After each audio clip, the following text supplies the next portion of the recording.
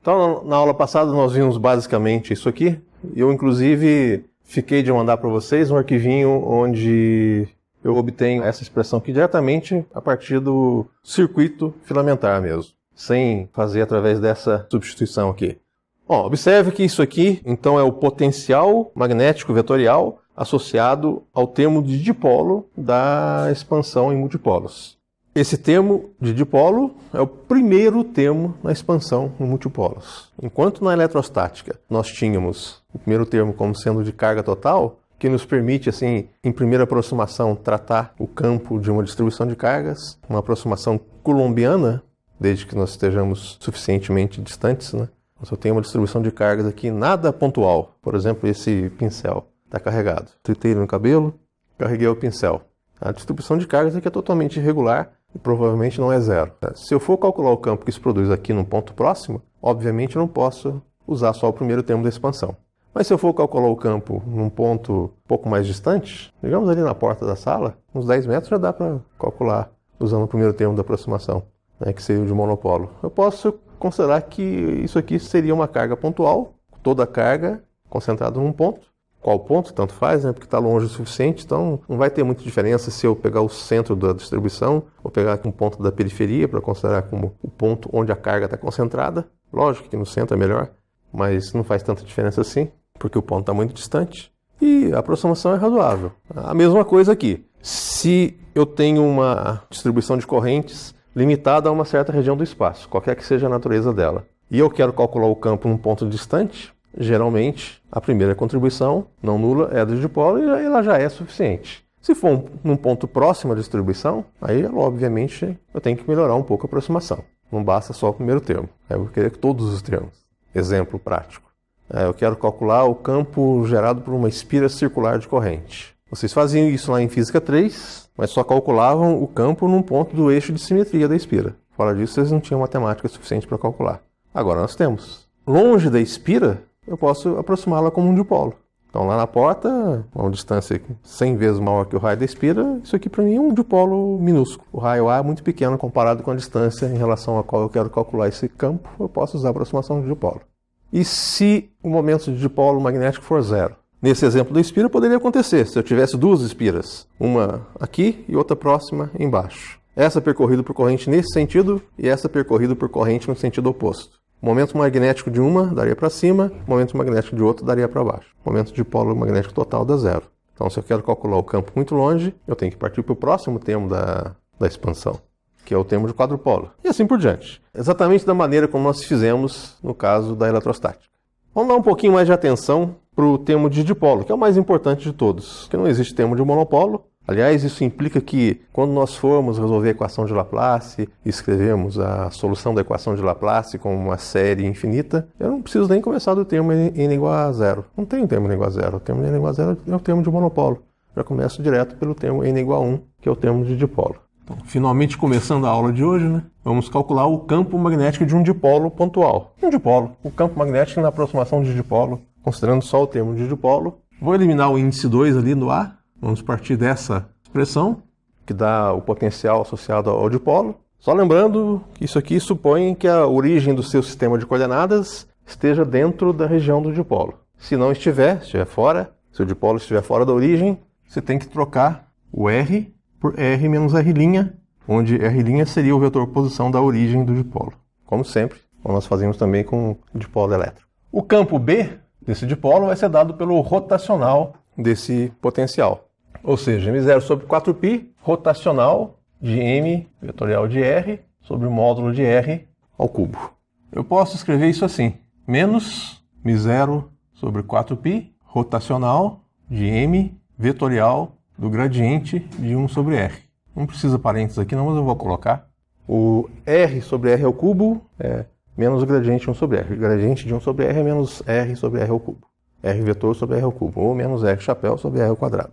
Então eu vou trocar esse R dividido por R ao cubo aqui pelo gradiente de 1 sobre R, negativo, e expandir essa expressão de acordo com uma identidade que nós temos lá no formulário. O rotacional de um produto vetorial, A por B,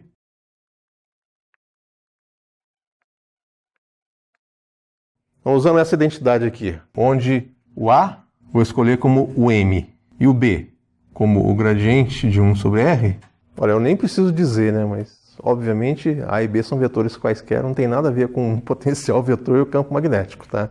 Lembrando que esse m é um vetor constante, é uma propriedade do seu circuito percorrido por correntes, da sua distribuição de correntes. Você faz uma integral em r', passa os limites, morreu, é constante. A menos que você tenha alguma coisa em movimento, por exemplo, aquela espira circular percorrido por corrente girando em relação a um eixo diametral.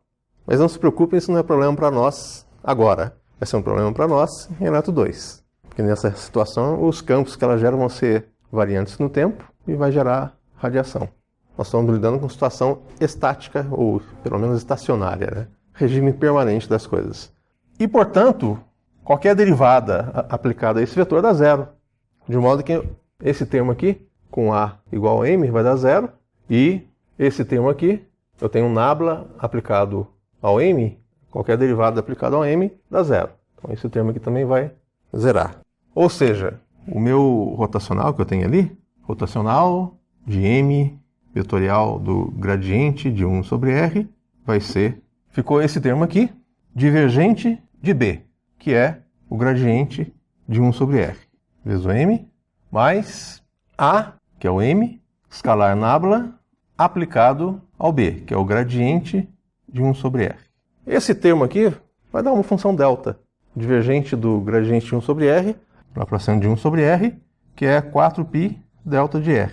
Para efeitos de cálculo de campo, ele não tem importância nenhuma, porque é um termo delta que ocorre exatamente onde está o dipolo. Quem vai querer calcular o campo em cima do raio do dipolo pontual? Ninguém. Ele só é importante quando você tenta aplicar alguns teoremas de média do campo magnético ao longo de um volume fechado ao redor da distribuição, que a contribuição do termo na origem pode ser importante. Então vamos esquecer isso aqui, trabalhar só com isso aqui. Vai ficar, o gradiente de 1 sobre R é menos...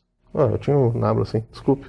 O nabla é esse aqui, né? É menos M escalar nabla, menos M escalar nabla, aplicado ao gradiente de R, que é menos R sobre R ao cubo.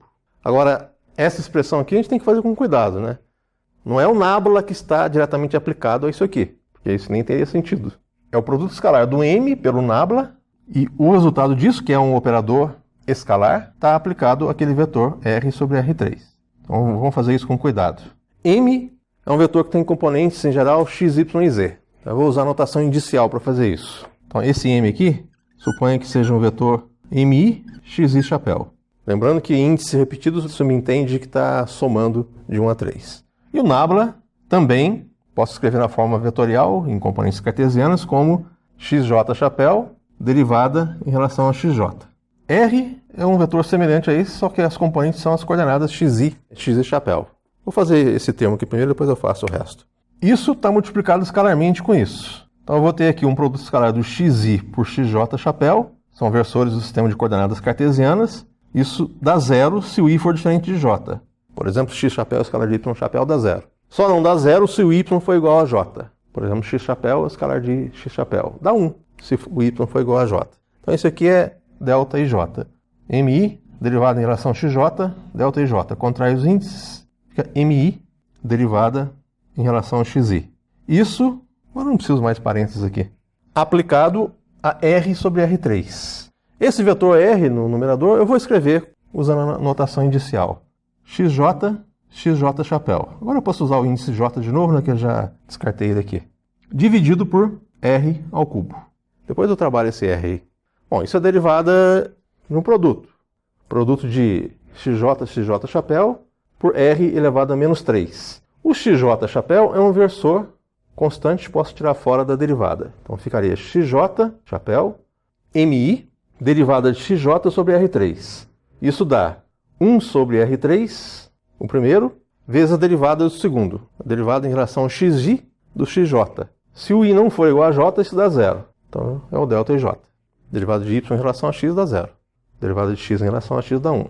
Então isso foi o primeiro considerando o R3, né? 1 sobre R3 é a derivada do segundo. Agora, ao contrário. O segundo, xj, vezes a derivada de R a menos 3, em relação a xi. O que é isso? R elevado a menos 3. Derivar em relação ao próprio R dá menos 3 sobre R à quarta. Então ficaria menos... Por que é menos aqui? É mais, né? 3 sobre R à quarta, vezes a derivada do R em relação ao XJ, XI. Derivada de R em relação ao XI, o que é? O que é o R? R é a raiz quadrada de x2 mais y2 mais e2. Vamos derivar, por exemplo, em relação ao x. Raiz quadrada é o fator elevado a meio. Derivando em relação a x vai dar 1 meio. Raiz quadrada vai ficar elevada a 1 meio menos 1, ou seja, menos 1 meio. Isso é equivalente a 1 sobre R. Então seria 1 meio de R elevado a menos 1, vezes a derivada do argumento da raiz, que está lá dentro da raiz, em relação a x. O R é a raiz de x2 mais y2 mais e2. Então a raiz eu já manuseei. Eu tenho que derivar isso aqui em relação a x. Dá 2x. Corta isso com esse, ou seja, x sobre R. A derivada de R em relação a xi é, portanto, xi sobre R. Agora dá para juntar tudo. Então vamos desenvolver isso aqui. Eu vou ter xj, chapéu, mi, delta ij, vou contrair o i com j, vai ficar mj, dividido por r ao cubo. Esse termo, eu vou ter menos 3 sobre r à quarta, perdão, sobre r à quinta, né? Esse r à quarta com esse aqui. Xj, chapéu, mi, xj, xi. Vou escrever como xi, xj. Isso aqui é o vetor m. E aqui, mi vezes xi é o produto escalar de m por r vetor.